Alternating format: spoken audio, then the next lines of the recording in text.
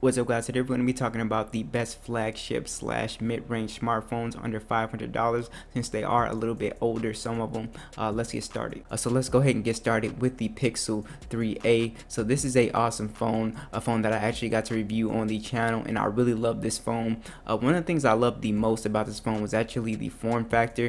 The size of the phone fit really great in my hand, and it actually felt really good to hold, even though it was a plastic design. It still felt very premium, had a nice weight to it. Now it does come with a 5.6-inch display. It is a full 1080p display, 1080 by 2220. You do have 4 gigabytes of RAM and the Snapdragon 670, so they kind of cut corners there. A 3000 milliamp battery, and of course you're getting the latest version of Android with timely updates. 64 gigabytes of storage. You do have the fingerprint scanner on the back.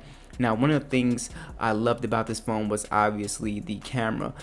It took some of the best pictures that I had ever seen from a camera, period. I have still yet to find a smartphone that takes better photos, and this took great photos in low light as well, which I was very impressed with. So overall, if you're looking for an excellent camera smartphone, this is definitely going to be the best phone, and you're getting the latest version of Android. I believe it's already got Android 10, so if you're into that, pictures and stuff, and getting the latest software updates, go with this guy. So if you weren't impressed with the Galaxy Note 10, you might want to look at the Note 9.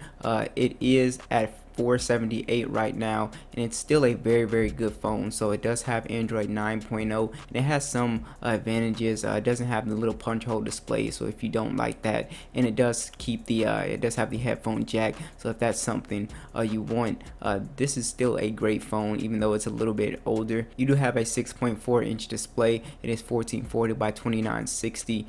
You do have 6 or 8 gigabytes of RAM with the Exynos 9810 processor, along with a pretty nice size 4000 milliamp battery to get you through a day and a half of battery life. So obviously the selling point with the Note is going to be the S Pen.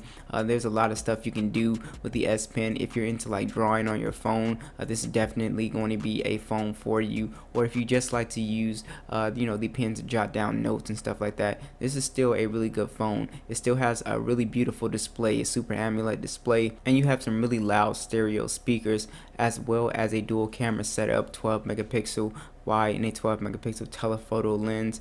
You have an 8 megapixel selfie, so this is just still a good flagship smartphone, and the design is great. The colors are really pretty, and I just really love this phone. Next is the Razer Phone, coming in at $339. I really love this phone because it has a 120 hertz refresh rate on the display, so when you're playing games and stuff, it's going to look ultra mega smooth, and it's just a really nice phone. So if you're into gaming, this is going to be a great phone. They have gaming optimization for you.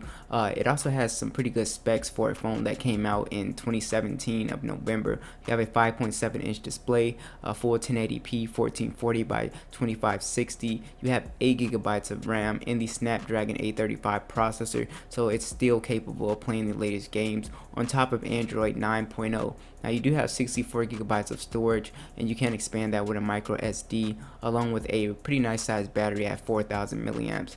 So you do have a fingerprint scanner mounted on the side as well, so I just really love this phone. Now, I think the price is really solid. You even have a dual camera setup at 12 megapixel wide in the 12 megapixel optical zoom. You do have an 8 megapixel front facing camera with Dolby Atmos stereo speakers, so this phone is really teched out. It does not have a headphone jack, which is very weird for this phone, so if that that might kill it for some people, but it's still a great phone. Next is going to be the OnePlus 6T. So I really love the design on this phone, and I love that this phone gets pretty fast updates with Android 9.0 with Oxygen OS on top of it as well, which is really nice. So it does have a 6.41-inch display, full 1080p. You do have 6 or 8 gigabytes of RAM and the Snapdragon 845 processor. Now, along with that, you do have a 3700 milliamp battery, 128 or 256 gigabytes of storage with no micro SD, unfortunately. Now, you do have a fingerprint scanner built into the display, which is really nice. No headphone jack on this guy, which really sucks as well. You do have a dual camera setup, 16 and a 20 megapixel camera setup, which actually takes some great photos from what I've read, and you also have a 16 megapixel selfie camera. So overall, this is a very Very nice phone. So last on the list is the Galaxy S9 for around $338. I still like this phone. I think the design still looks up to date. The only thing that didn't age so well with this phone is that it doesn't have, the dual camera or triple camera setup that a lot of phones have, but it still has a really great camera. So you do have a 5.8-inch display, a 1440 by 2960. So very nice, Super AMOLED, just one of the best displays you can get.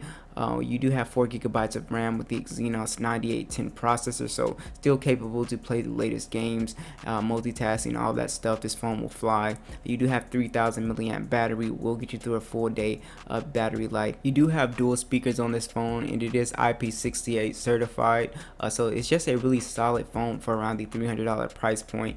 So thanks for watching this video, and I will catch you guys in the next one.